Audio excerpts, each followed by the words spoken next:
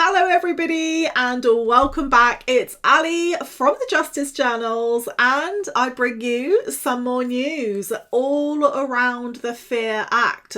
But first of all, I want to draw your attention to a brand new playlist I have for those of you that are more interested or a little bit interested in advocacy, disability advocacy, and all the different things I have done to win against the Department of Work and Pensions when I sued them, the things I haven't quite won and the things I'm doing to overturn judgments that I just do not agree with. And that is called the DWP case files. So if anyone is interested in that, because I know some of you are, you may want to go and have a little listen to that. And now we come on to the F.E.A.R bill and banks and DWP and everything you have all been telling me in the comments. Quite a lot of you are saying you're going to be withdrawing all of your money from your bank. And I'm going to be explaining a little bit more about that in this video and what that could mean for you if you have outstanding debts or money to DWP and the updates they've made in the last few days to that whole F.E.A.R Act. And by doing so, I'm going to be responding at the same time to this comment from Muldoon67, who says, do you think the banks will inform us when an entity is added to our open banking consent list, or do we need to keep an eye on it? I check my account and there is nothing listed yet. Well, let's dive straight on into what they've published in the last 2 days, I think. And as we can see, this has been published relatively recently, 8th of December, so a couple of days ago. And the answer to that lies in this horrible section called the Eligibility Verification Notice. They just love giving people notices, don't they?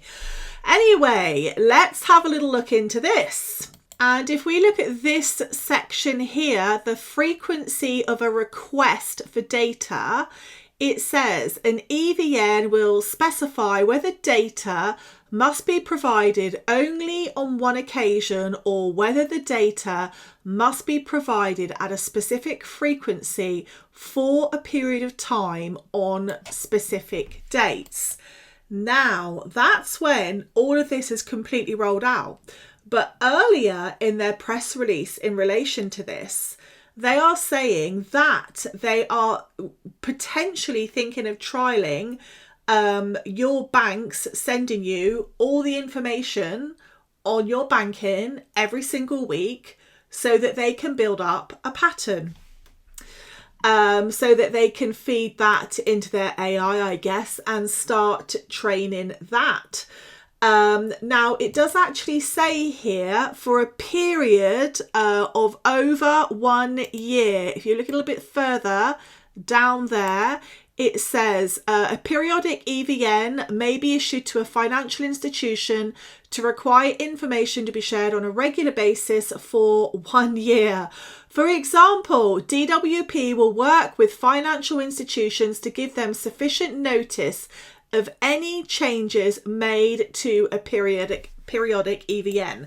So technically, people are very likely to be put under consistent financial monitoring for 12 months straight and report back to DWP on any potential red flags. If you don't know what the red flags are, watch the F.E.A.R playlist and the one that's got red flags on it, and you will know what that is.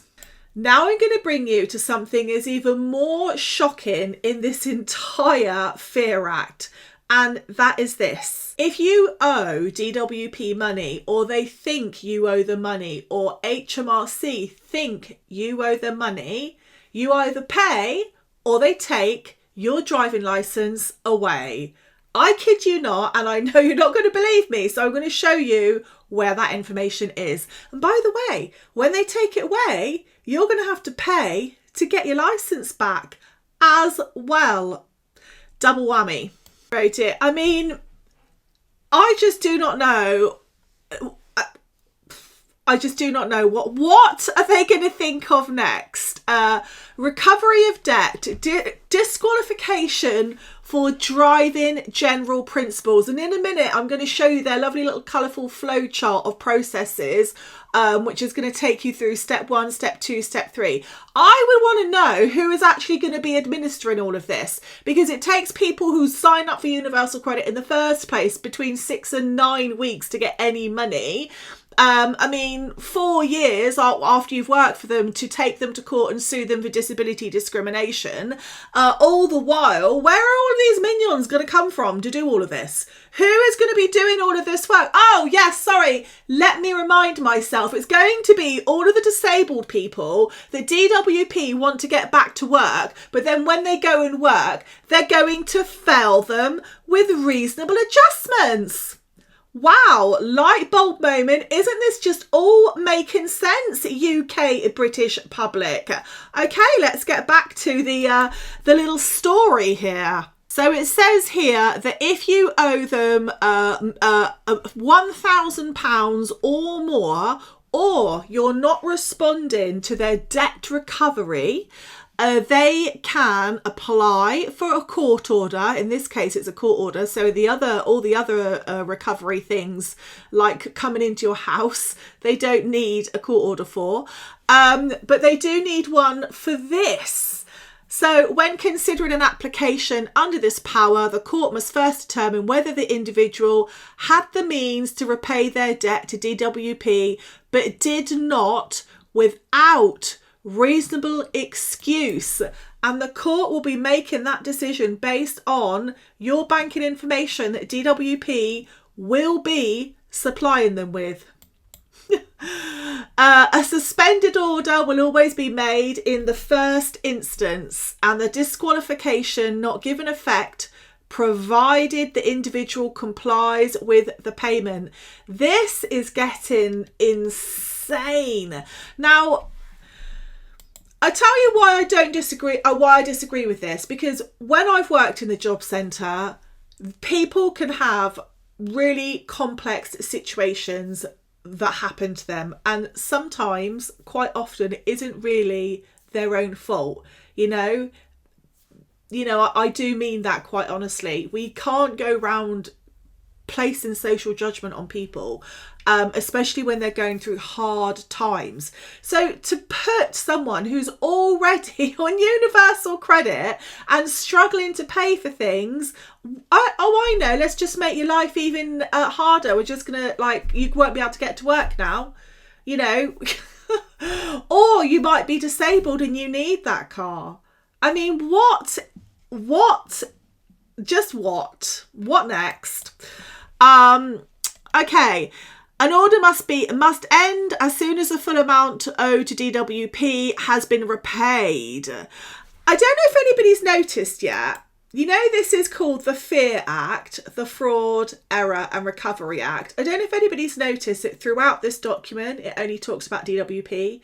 It doesn't talk about the NHS. It's not talking about HMRC. It is only talking about DWP. When you look at that act, it's meant to apply to all of these other organisations, but I don't see them being referred to in this document. So is this kind of just like a light way of, or an indirect way of targeting yet again the most needy and vulnerable people in society yet again? I mean, I honestly think half of DWP's actions actually contravene their own mission statement, which is to help the most vulnerable people at the most vulnerable time in their life. Need I say more? Okay, let's get back to it. Gosh, I'm going to need the red arrow for this one. Where the individual has failed to make more than one of the payments ordered by the court, or has failed to make the final instalment due without reasonable excuse, DWP will make a further application to the court for an immediate disqualification order.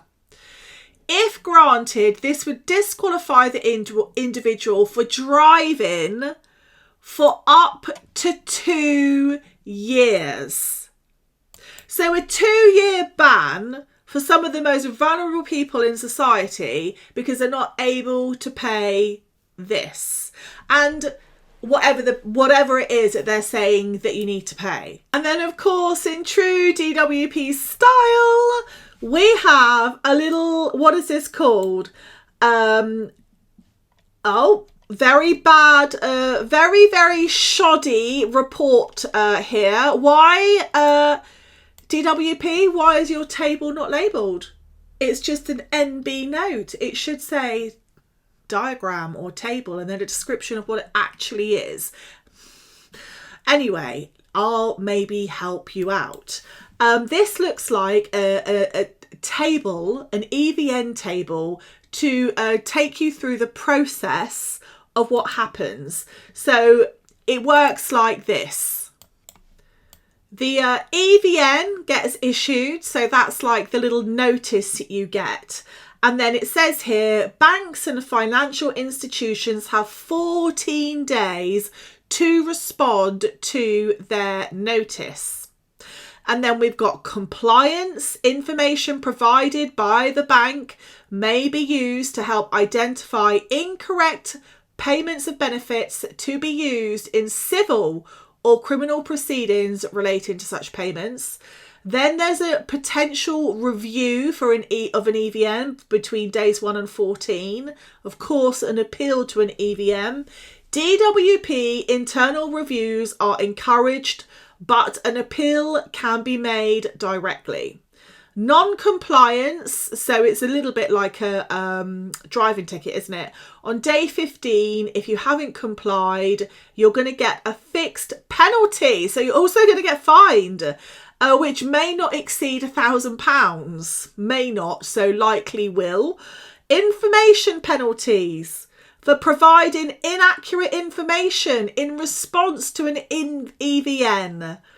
And also penalties for providing prohibited information in response to an EVN. This is just insane. Oh my goodness me. Right, we're on to the blue box now. DWP will apparently work on resolving the issue if it's between days 1 to 14. Once you've appealed, oh, I see, it goes like this, then here, then here. So you get the EVN, the EVN is issued, you've got between 1 and 14 days of the red days. If nothing is done there, if you don't comply, you're going to go on to one of these options in the blue box there, which is going to a daily rate penalty of £40 a day. £40 a day on top of everything else. And then this horrid little box, DWP may impose an inaccurate information penalty where deemed appropriate up to £3,000. Unbelievable. And is there any good news in the green box? The tribunal will consider the request. Financial institutions are not obliged to comply with the EVN in question while the appeal is ongoing. That's interesting information. Day 46 onwards. Continued non-compliance. DWP can apply to the tribunal to request an increase to the daily rate penalty, but it can't go over £1,000. You couldn't make this up, could you? You could not. Talk about targeting people in need the most. Like exercise 101, isn't it, really?